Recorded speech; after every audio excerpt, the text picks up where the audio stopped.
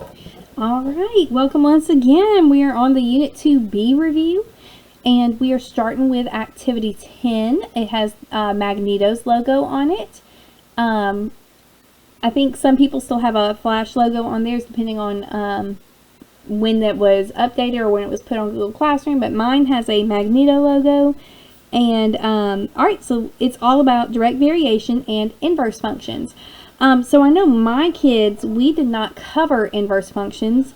We felt that this was more of an Algebra 2 standard, but it does not hurt to learn about it because it makes it a lot easier, and it's not very difficult. So we're going to cover inverse functions here. And if you have any, my kids especially, if you have any questions, feel free to shoot me an email and we can talk about this a little more. But we definitely did do direct variation and inverse or indirect variation. Okay, so direct variation is basically a proportional relationship. There's a direct proportion if the ratio of one quantity and to another remains constant. So pretty much what this looks like, if you graph it, so this is your X, this is your Y. It's going to be a straight line, and it goes through the origin. This is one of those things like if you're baking, and this is my go-to example, but when you bake a cake, if you want to double it, you double everything. Or if you want to triple it, you triple everything. It's not like you add a little bit of this and then multiply it by 2 and then put a little more in. You multiply by 2, you multiply by 3, you multiply by a specific number. It's very proportional because if it's not, then your cake's not going to come out right. It's also like if you go grocery shopping and you go and you're buying Cokes. If you buy one Coke, let's just say for easy math, it costs $1. If you buy 2 Cokes, it's going to cost $2. If you buy 3 Cokes, it's going to cost $3. It just increases by the same amount each time. And if you buy no Cokes, well, it didn't cost you any money. So that's kind of how I think about direct proportion. It increases by the same amount each time, and it starts at 0, 0. Okay. Direct variation, if you have an equation for it, it's y equals kx. Notice we're not doing plus something or minus something. It's just y equals kx. There's no adding or subtracting at the end. K cannot be 0 because if k was 0, then whatever you plugged in for x, you'd get 0 for y. And that would be a straight up and down line on the y-axis, and that's not what we're looking for. This is constant variation, and if k is 0, then there is no variation. So we call that constant variation. K can't be 0, and it shouldn't have a plus or minus at the end. And if you want to figure out what the constant of variation is, here's the formula for it. Basically, we solved for k here. We divided both sides by x. K is equal to y over x. Okay. So number 1, the value of y varies directly with x. So that means we have some sort of equation, y equals kx. And the constant of variation is 6, which means we're going to plug 6 in for k. What is the value of x when y is 54? So I can do 54 equals 6 times x. And then divide both sides by 6. X is equal to 9. So what is x? What's the value of x when y is 54? It's 9. Okay, so this says the table represents a direct variation. Write the direct variation for the data. So I want to know, basically, this is going to be a y equals kx. I don't know the k value, but I do know that when x is 2, y is 3. When x is 4, y is 6. When x is 6, y is 9. So there is something that I'm multiplying by to give me this.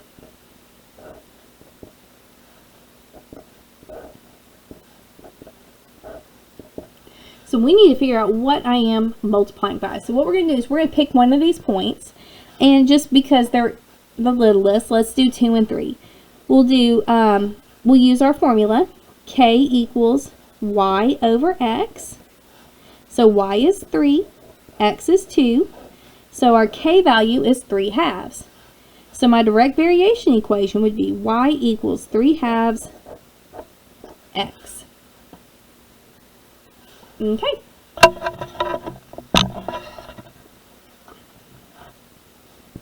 All right. Number 3. Excuse me for just a second.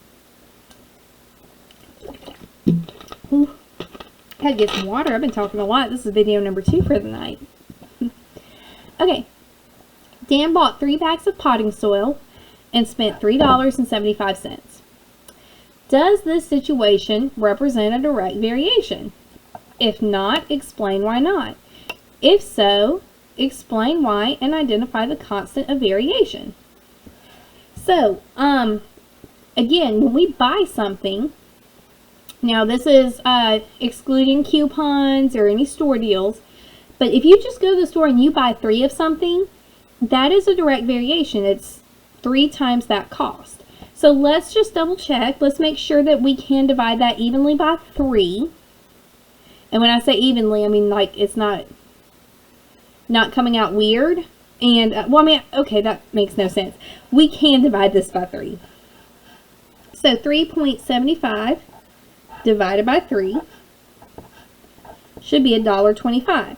And that makes sense because $1.25, $1.25, $1.25, that's 3 bags of potting soil, and that's a reasonable price. That makes sense. So, does this represent a direct variation? Yes. And the constant variation is $1.25. Okay, so how much would it cost Dan for 7 bags of potting soil? So let's do y equals $1.25x. And if I buy 7 bags, that's $1.25 times 7. And let's see, I know that's going to be 7 times 25. If it were 8, that would be $2. So it's $1.75 plus 7. I believe that's $8.75.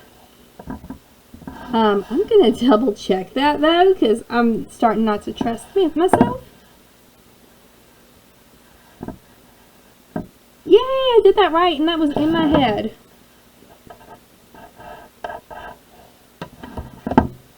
Okay, number 4. Jen says the equation 2y minus 4x equals 0 does not represent a direct variation because it is not in the form y equals kx. How would you explain to Jen why she is incorrect? Okay, so she is correct in the fact that it is not in this form, but could I put it in this form is the real question. So let's move 4x to the other side because we want y on the left and x on the right. So this becomes 2y equals 4x. And I want y by itself. And this becomes y equals 2x. And now it is in that form. So how could I explain this to Jen? We could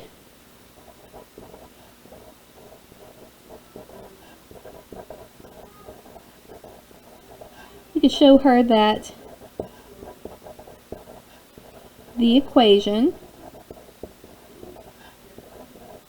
could be written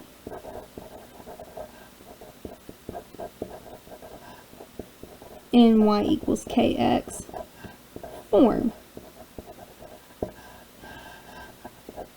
By the way, k is 2. Okay. Alright, so, and I explained this earlier at the beginning of the video, but in a linear function, the ratio of y to x is constant, and the graph passes through the point 0, 0 if that linear function is direct proportion. So, remember, in a linear graph, this ratio is always constant. That's what makes my graph linear. If this were not constant, then the graph would not be linear. It could be curved, it could be exponential, it could be quadratic, it could just be a random squiggle. But the fact that this is constant is what makes it a linear function. For it to be a direct proportion, it also has to pass through 0, 0. Okay. so moving on to page 2. All right. So, tell whether the graphs, tables, and equations represent direct variations. And it says justify your answer. So let's look at A. This is linear, but it has a constant rate, but it does not pass through 0, 0, so it is not a direct variation. It's got a constant, but it's not direct because it doesn't go through 0, 0. So no, doesn't pass through 0, 0. Alright, B. Yes. And Y, it's still got that constant rate of change, but it does go through the origin. So it is linear and through 0, 0. C, we have a table. It's a little hard to read on here. So let's look. Let's see if we can figure out a K value. So 2 is equal to 12. So I know I can do 2 times 6 to get 12. 4 times 6 is 24. 6 times 6 is 36. So yes, we have a K value of 6. Let's look at D. 2 times 4 is 8. 4 times 3 is 12. So this doesn't have a constant rate. So this would be a no. And then 6 times nothing will give me 16. So it'd be times 1. Not 1.5, but something close to that. So no, this has no constant of variation.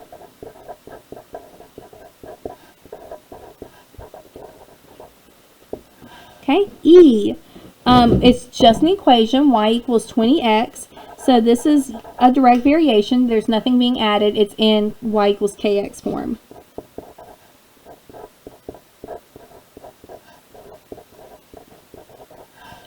F. We have this plus 2 at the end. So that means that it's not going to go through 0, 0. It's going to go through 0, 2. So no, not y equals kx. Doesn't go through 0, 0. Okay, number 6. A school is holding a craft fair as a fundraiser. An artist donates $25 to rent a table at the fair. In addition, each artist must donate $2 for each item sold. Where am I at? For each item sold to the school's art program. The table shows the total amount that an artist will donate if he or she sells 0, 1, 2, and 3 items. Use this information and the table for the following questions. Okay, so we are actually out of direct variations right now. So we're just going to write the function. So the function f of x for selling x items. So f of x equals. So we know that it is a minimum of $25 to rent the table. So we're going to start with 25. And then we must donate $2 for each item sold. So we'll have 2 times each item sold. And if we look here, we're adding that 2 over and over again. So that's the number that needs to be the coefficient of x. So here's my function. If an artist sells 45 items, how much will he or she donate?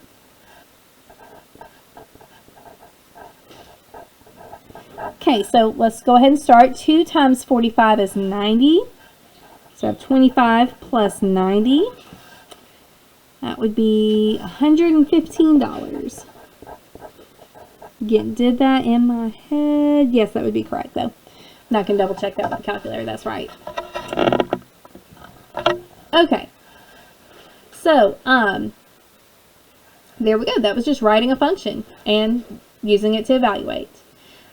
Alright, so then we start with inverse functions. We use this notation for inverse functions. f to the negative 1 of x is f inverse of x. So it's actually not to the negative 1 power. It looks like that, but this is just inverse f of x, or f inverse of x. So what basically an inverse function does is it takes the x and the y and swaps it. And then we get y by itself again, and that's the inverse function. It's basically like if you took and did the opposite of everything in your function. So we're going to find the inverse function of this. So we're going to change f of x to y. We have y equals 2x plus 3. So then we swap our x and y. So this becomes x equals 2y plus 3. Okay, remember we need y by itself to graph. So we'll get y by itself. We'll subtract 3 from each side. We have x minus 3 equals 2y. We'll divide both sides by 2. I'm going to do this in a different color. And we get y equals x minus 3 over 2. And then we want to replace y with the f inverse of x. So f inverse of x equals x minus 3 over 2. Awesome. Okay, so basically if we look at this, when we did our original function, let's go here. What we did to x was we multiplied by 3, and then, we multiplied by 2 and then added 3. Here, we're subtracting 3 and then dividing by 2. It's the opposite operations and in the opposite order. Alright, so 8, determine the inverses of each function. So we're going to do the same thing. We'll do x equals negative 2y minus 1, and we'll solve for y. So, again, my kiddos, we did not do this because this is a little bit Algebra 2. But it's a good skill to have because we did do a lot of solving for y. So it's good practice for that too. So these cancel and we're left with y equals x plus 1 over negative 2. Okay? And actually, let's make that f inverse of x plus 1 over negative 2. Okay, and we have this one, g of x, so we're going to do x equals negative 4y minus 5. We'll add 5 to each side.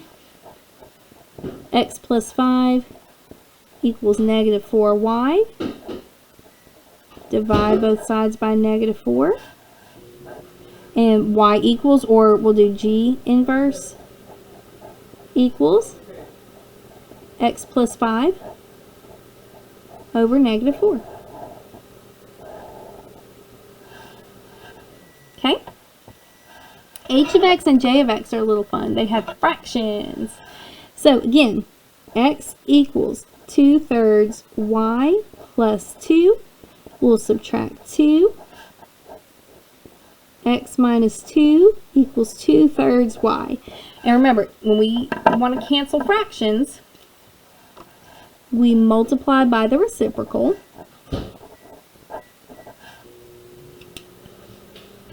And what we'll do is we'll distribute that 3. And this will be 3x minus 6 over 2 equals y. And we'll come back and do h inverse x equals 3x minus 6 over 2. Whew, it's a little messy. Alright, and then j, same thing. X equals negative half y plus 4. We'll subtract 4 from each side. X minus 4 equals negative 1/2 y. We'll multiply by the reciprocal, which will be negative 2 over 1, which is the same thing as just multiplying by negative 2.